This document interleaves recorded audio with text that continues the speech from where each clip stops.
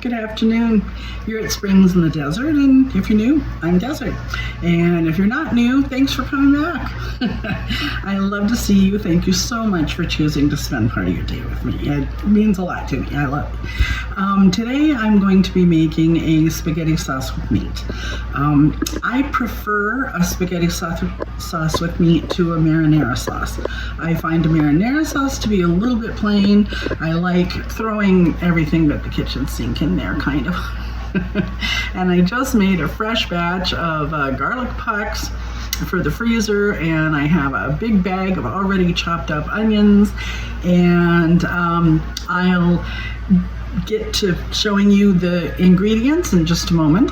I'm going to be using turkey meat and sausage meat and ground beef, extremely lean, all of them, and we'll get on to it.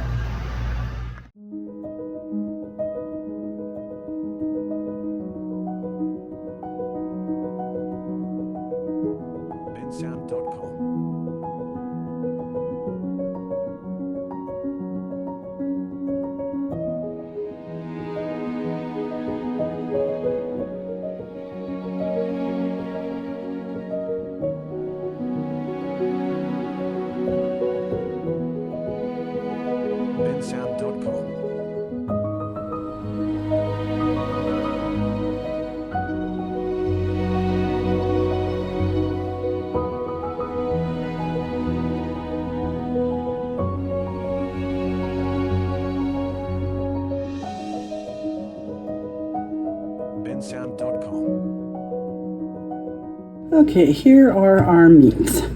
I purchased the turkey ground beef in the United States. These are about a pound each, and they're only 5% fat. The turkey's 10% fat, and I got some Italian sausage as well. So we're going to be using all of that. Okay, here's our meat mixture, just gurgling away.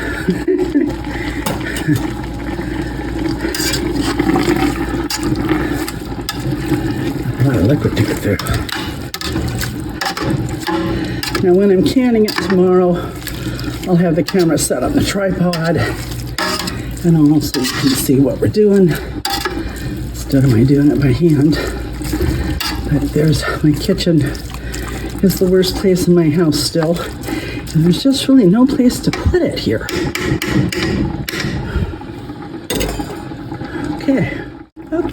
Okay, so we're almost completely cooked down here.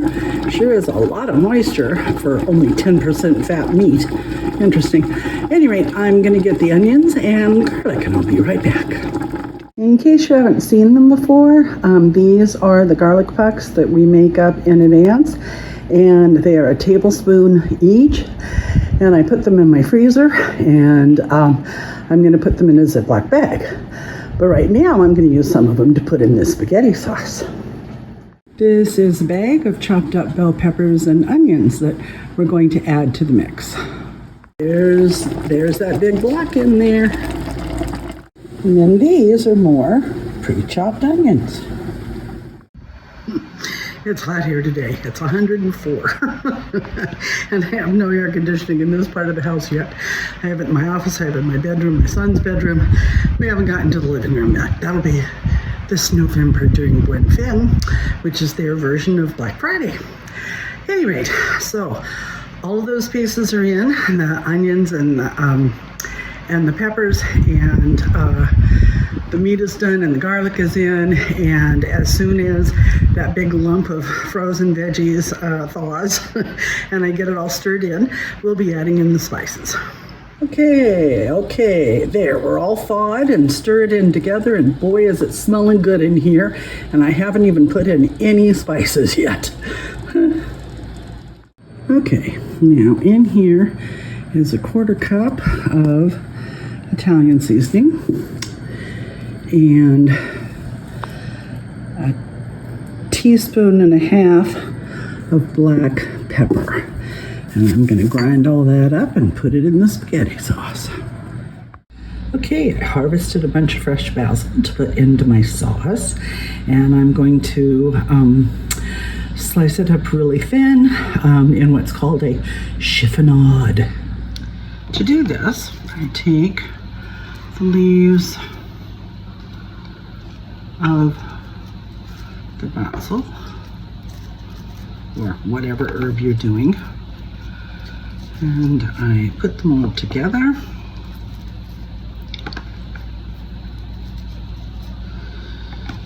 Now, I don't have much counter space, so even though I would normally use a knife for doing this, because of a lack of space to put the cutting board, etc., a lot of times I do this with scissors. So I just cut very thinly across all of them, producing nice little thin strips.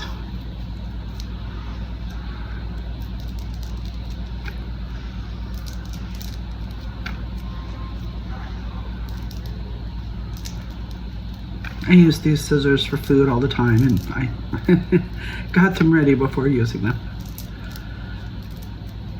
Okay.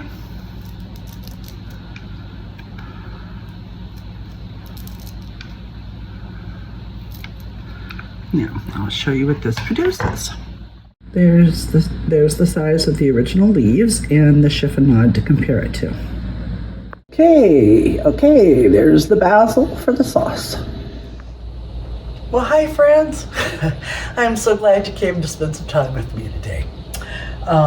You know, I'm Irish by blood, I'm American by birth, and I live in Mexico. So I'd be really interested to know where you're watching me from. That'd be great. I think the World Wide Web is just such an awesome thing. I'm old enough to where, you know, we hadn't even thought of anything like that. At any rate, we're gonna can up the spaghetti sauce with meat now. You can see how rich it is with meat and veggies inside of it.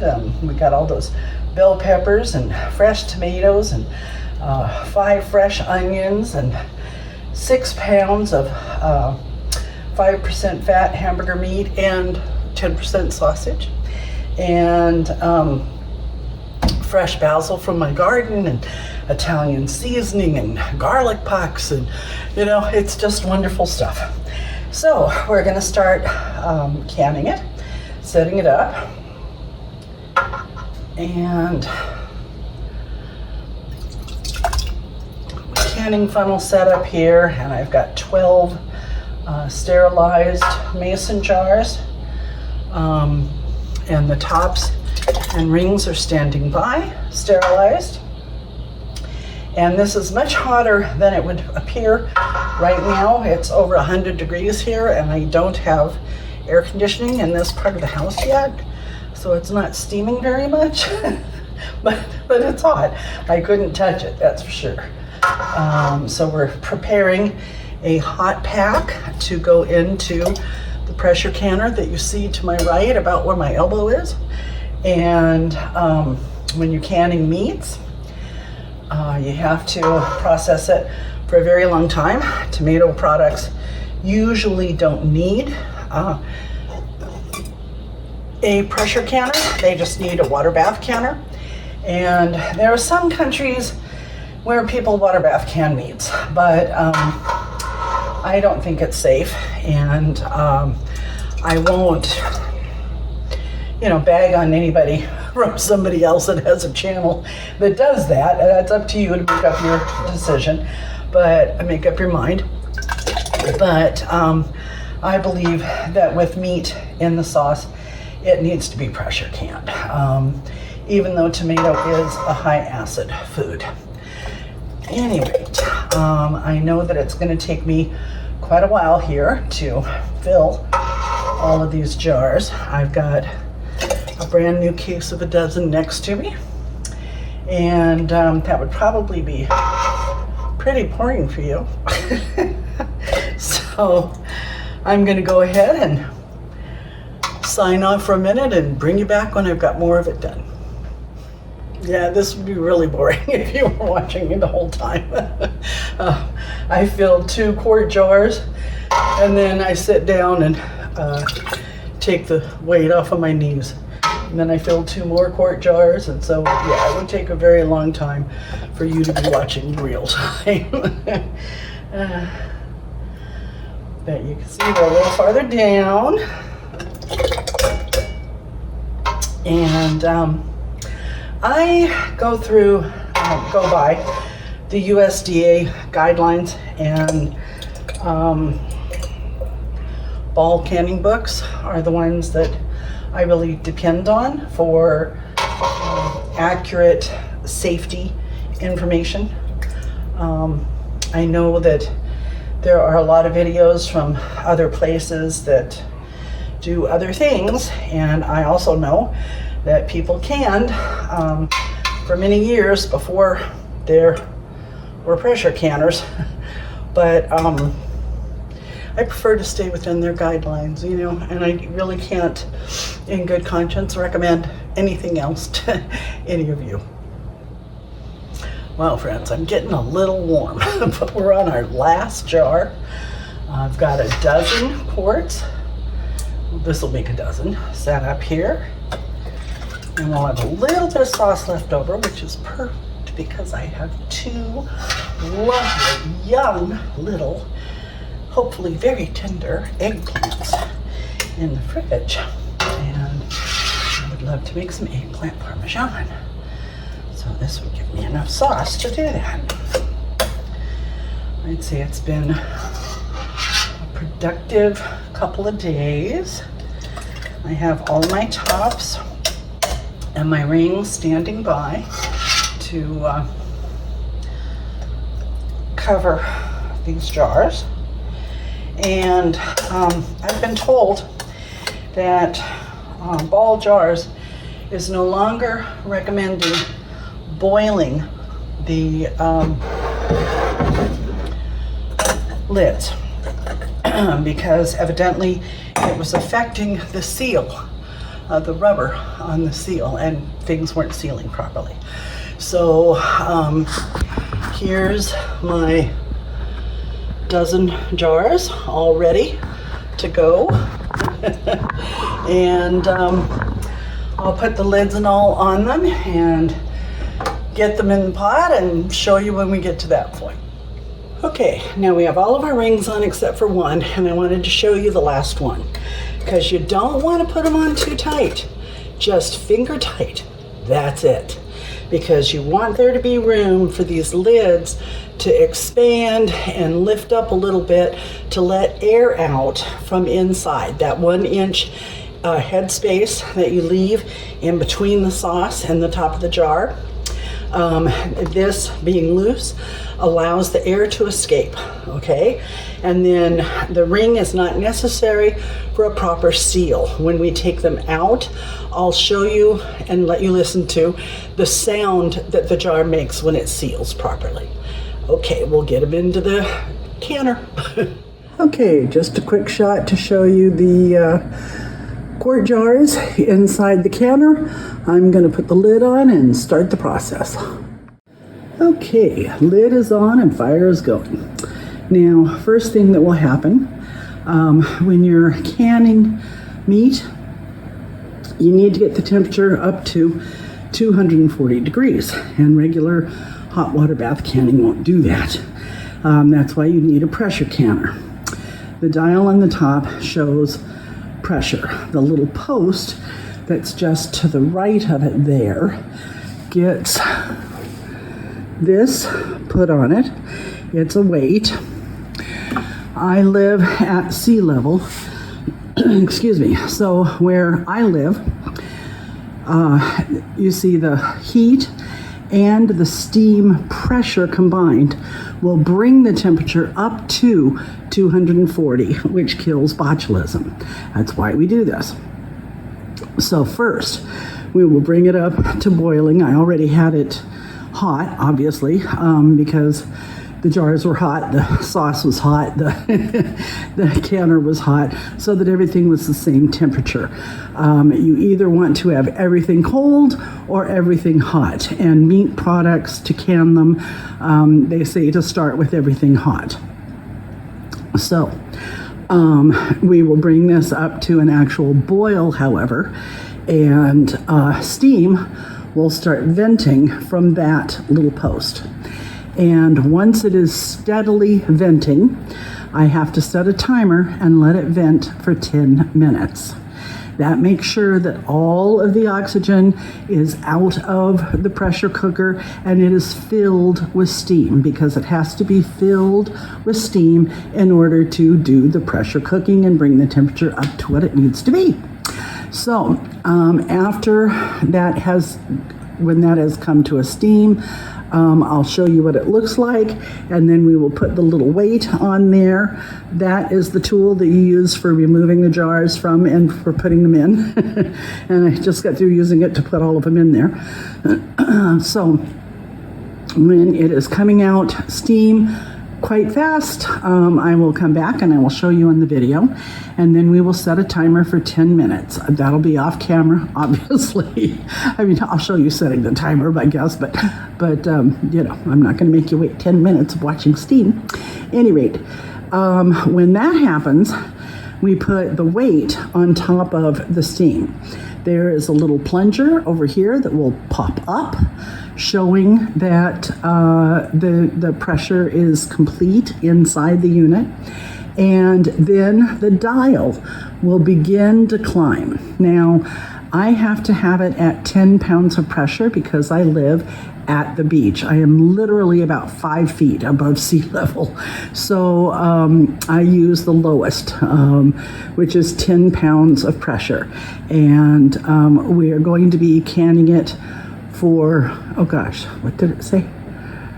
I think it said 70 minutes. I'm going to have to recheck that. I'm sorry. At any rate, I'll be back when we're going to show you the steam, and we'll go on from there. Okay, we're now steaming pretty steadily. You know, it's kind of hard to see on film. It's not completely steady yet.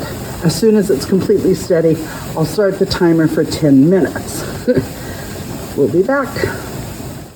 Okay, 10 minutes is up. You can see the little safety post is up. The top will not unlock and open during that. Now you get to laugh at me, because I have never been burned by this, yet every single time I flinch. And that's to put this on that little post. But I didn't flinch. Oh my gosh.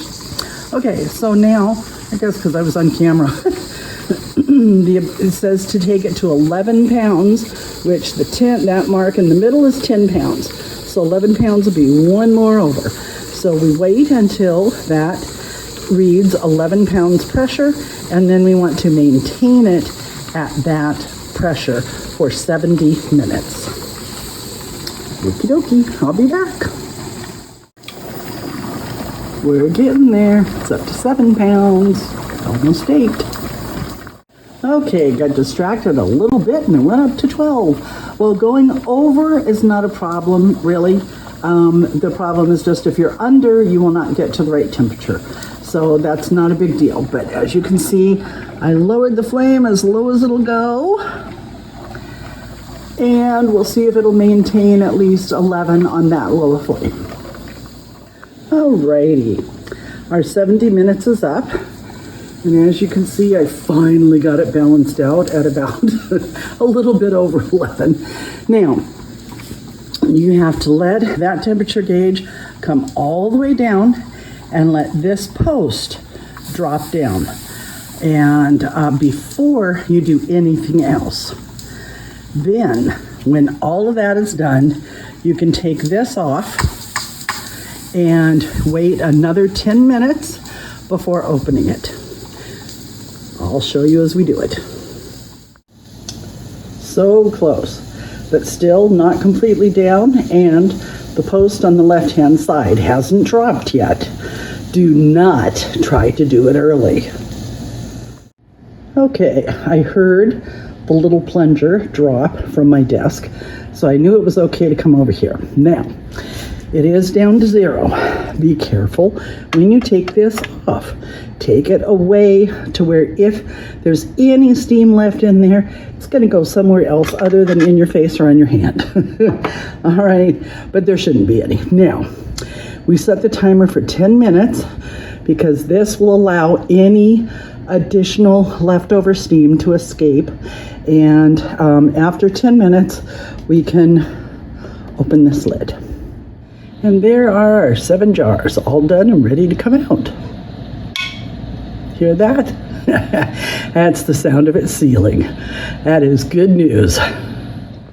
Well, the spaghetti sauce ended up being delicious, and so was the eggplant. That was cool. At any rate, I ended up with a dozen quarts of homemade spaghetti sauce at much less cost, and oh, it tastes so good.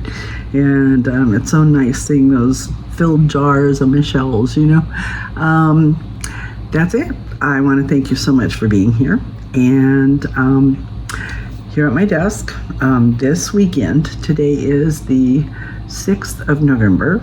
I made the sauce a while ago. This is me editing the video quite late.